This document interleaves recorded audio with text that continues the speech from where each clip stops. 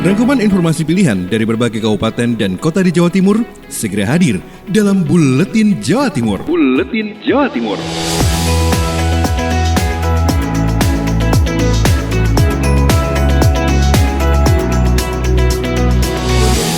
Salam jumpa sahabat, bersama saya Kiki Desilia. Kita akan hadirkan informasi Buletin Jawa Timur edisi 13 Mei 2020. Untuk informasi yang pertama bersama Henti Ludiana, Suara Ngawi. Beberapa toko modern disidak Ketua Dewan bersama Dinas Perdagangan Perindustrian dan Kerja Kabupaten Ngawi. Beberapa toko modern disidak oleh Ketua DPRD Ngawi bersama Dinas Perdagangan dan Perindustrian Kerja Kabupaten Ngawi Jumat 8 Mei kemarin. Hal ini dilakukan untuk memastikan bahwa setiap toko modern sudah menerapkan protokol kesehatan di tengah pandemi COVID-19. Adapun yang perlu diperhatikan antara lain tempat cuci tangan, penggunaan masker dan sarung tangan di bagian kasir, juga penerapan physical distancing. Ini seperti yang dikatakan Dwirianto Jatmiko, Ketua DPRD Ngawi. Dan secara umum dalam penerapan protokol terhadap pencegahan COVID ini sudah dilakukan terkait yang pertama penyediaan tempat cuci tangan, lalu yang kedua fasilitas termogan atau pengecekan suhu bagi seluruh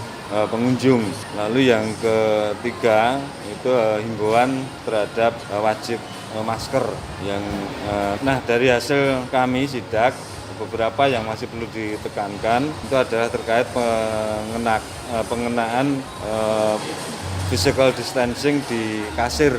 Sidak ini juga dilakukan karena mendekati Lebaran demi mengontrol harga kebutuhan pokok. Henti Ludiana, Suara Ngawi.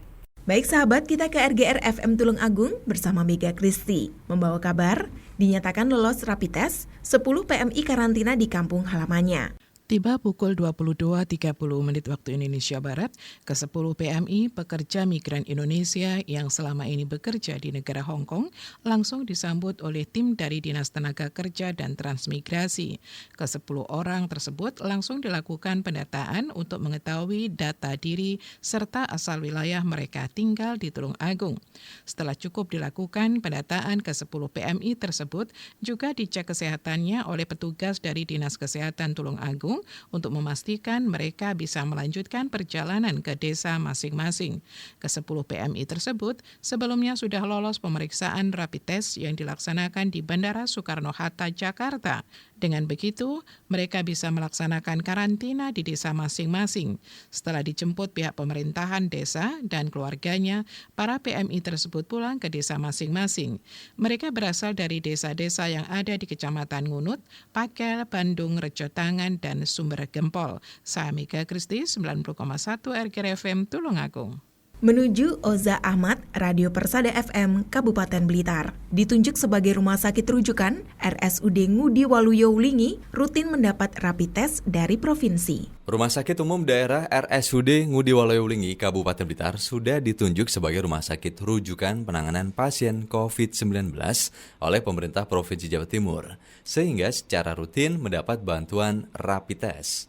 Direktur RSUD Ngudi Waluyo Wulingi, Dr. Endah Woroutami mengatakan, pengambilan bantuan rapid test biasanya diambil setiap 3 pekan sekali di Gerahadi, Surabaya.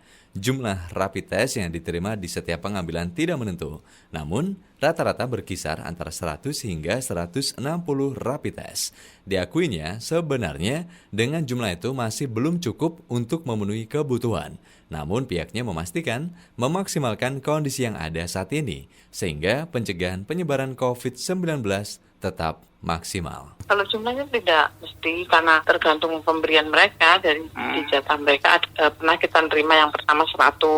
Kemudian yang kedua 160. Nah, jadi sekitar segitu. Dr. Endah Woro menambahkan, rapid test dari provinsi diperuntukkan bagi pasien yang masuk kriteria COVID-19 serta tenaga kesehatan yang kontak dengan pasien atau yang mempunyai resiko tertular. Uzahmat, Radio Persada FM Blitar. Selanjutnya sahabat, bersama RSAL Nganjuk ada Agustin Merdekawati. Lelang jabatan Sekda usai Lebaran. Pemerintah Kabupaten hanya diberi waktu selama 3 bulan untuk menyiapkan lelang jabatan Sekretaris Daerah atau Sekda definitif. Penentuan jabatan PNS tertinggi di Pemkab Nganjuk baru bisa dilakukan setelah Lebaran nanti. Kepala Badan Kepegawaian Daerah BKD Nganjuk Supingi mengatakan ada beberapa tahapan dalam lelang jabatan Sekda, mulai mengajukan izin ke Komisi Aparatur Sipil Negara atau KASN hingga menyiapkan panitia seleksi pansel. Dan saat ini prosesnya masih pengajuan ke KASN. Setelah mendapat izin dari KASN, Bupati Novi Rahmanhidayat bisa membentuk tim pansel sehingga proses lelang jabatan Sekda bisa segera dimulai. Tim pansel akan terdiri dari beberapa unsur, terutama akademisi, baik yang bergelar profesor maupun doktor.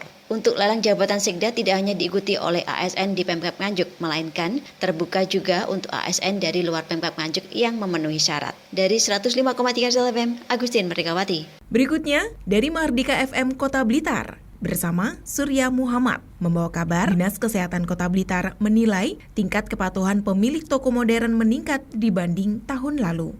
Tim Koordinasi Pengawasan dan Pembinaan Makanan dan Obat-obatan di Kota Blitar atau TKP 2MO hari Senin 11 Mei 2020 melakukan survei ke toko-toko modern dan distributor yang ada di seluruh Kota Blitar diwakili 6 titik. Dari hasil survei yang dilakukan oleh 2 tim yang diturunkan secara garis besar ditemukan beberapa produk dengan kemasan yang sudah rusak, produk kadaluarsa, dan beberapa produk obat-obatan yang berlogo biru tapi ditemukan di toko peracangan. Disampaikan oleh Dr. Dharma, Kepala Bidang Kesehatan Masyarakat Dinas Kesehatan Kota Blitar saat dihubungi hari Senin 11 Mei 2020 mengatakan beberapa kasus yang muncul angkanya relatif menurun dibandingkan tahun lalu. Tapi secara umum di Kota Blitar sih alhamdulillah kondisinya bagus. Terutama yang kami soroti tidak hanya makanan saja, tapi juga tempat displaynya, gudangnya kita awasi semua. Dan alhamdulillah tidak ada binatang pengerat, tidak ada kotoran, tidak ada bau kencingnya binatang pengerat, alhamdulillah tidak ada. Jadi secara umum kok bagus ya di Kota Blitar ini, alhamdulillah. Dr. Dharma Setiawan menambahkan menindaklanjuti peringatan yang dilakukan tahun lalu, beberapa toko yang masih kurang menjaga kebersihan dan kerapian tokonya tahun ini sudah jauh lebih baik, lebih bagus dan lebih bersih. Surya Muhammad, Mahardika FM. Untuk informasi selanjutnya sahabat, bersama Isyatun Haniah, Suara Gresik, yang membawa informasi tentang tindakan penempelan poster guna mencegah pergerakan ODP oleh Gugus Tugas Penanganan COVID-19 Kabupaten Gresik. Sebagai bentuk pencegahan rantai penyebaran COVID-19 di Kabupaten Gresik, Gugus Tugas Penanganan COVID-19 Kabupaten Gresik melakukan penempelan poster di sejumlah rumah warga. Kegiatan tersebut dilakukan agar warga dengan status orang dalam pemantauan yang tengah melakukan karantina mandiri agar tidak keluar rumah dan menerima tamu untuk sementara waktu. Cara ini diharapkan bisa memperketat pasien ODP agar tidak keluyuran dikarenakan selama ini checkpoint PSBB hanya ada di jalan raya dan hal ini juga sejalan dengan keinginan Bapak Bupati Gresik Sambari Halim Radianto yang ingin memfokuskan PSBB tahap kedua pada pemantauan masyarakat desa. Koordinator Gugus Tugas Penanganan COVID-19 Kabupaten Gresik Muhammad Nalif juga mengatakan pihaknya sudah memasang poster berukuran 2 x 1 meter di sejumlah rumah pasien berstatus ODP. Adapun beberapa kecamatan yang sudah menerapkan hal tersebut adalah Kecamatan Balong Panggang, Kecamatan Kedamaian, dan Kecamatan Benceng. Harapannya dengan adanya banner itu masyarakat bersama seluruh tim Satgas COVID-19 di desa ikut melakukan pemantauan sampai yang bersangkutan dinyatakan sembuh. Saya Isyatun Hania melaporkan dari Suara Gresik. Beralih ke Suara Lumajang, ada Bobi Wijayanto membawa kabar transparansi dan partisipasi publik penting untuk hindari penyelewengan. Thoriqul Haq, Bupati Lumajang menjelaskan bahwa transparansi dan partisipasi publik dalam penyaluran berbagai bantuan sosial sangat penting untuk menghindari penyelewengan. Hal itu disampaikannya saat tadarus anggaran yang digelar oleh Forum Indonesia untuk Transparansi Anggaran atau FITRA melalui saluran streaming online di Peringgitan Pendopo Arya Wiraraja Lumajang. Bupati juga menjelaskan bahwa saat ini begitu banyak bantuan sosial baik dari pemerintah pusat hingga pemerintah daerah selama masa pandemi COVID-19 yang rawan tidak tepat sasaran dan harus betul-betul dipantau. Untuk itu, ia menginstruksikan agar semua data penerima bantuan sosial dipampang di balai desa maupun tempat umum seperti masjid atau musola agar masyarakat bisa memantau langsung. Sementara itu, Anwar Sanusi, Sekretaris Jenderal Kementerian Desa, Pembangunan Daerah Tertinggal, dan Transmigrasi menjelaskan, pemerintah pusat menyiapkan program Trisula untuk penanganan COVID-19. Bobi Wijayanto, Suara Lumajang FM, mengabarkan.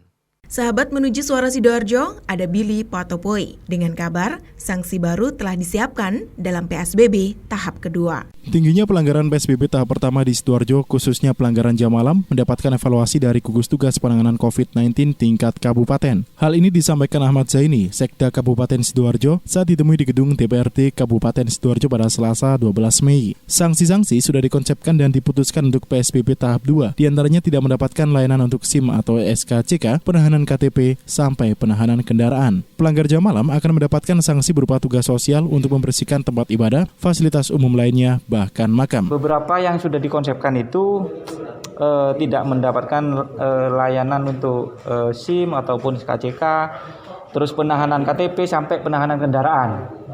Kemudian yang jam malam ini yang paling semalam dievaluasi oleh tim dari gubernur. Kita menawarkan untuk yang pelanggar jam malam untuk menjadi pekerja sosial baik di makam, di masjid maupun di fasilitas umum lainnya untuk membersihkan. Langkah ini diambil melihat tingginya angka pelanggaran jam malam di Sidoarjo yang setiap harinya terjalin dalam razia mencapai 300 orang. Demikian saya Billy Patopoi, Suara Sidoarjo. Berlanjut ke Belambangan Banyuwangi bersama Akbar Wiana yang membawa informasi Banyuwangi mempunyai 5 rumah sakit rujukan baru pasien COVID-19. Kabupaten Banyuwangi kini resmi memiliki 6 rumah sakit rujukan pasien COVID-19 terhitung sejak 9 Mei 2020.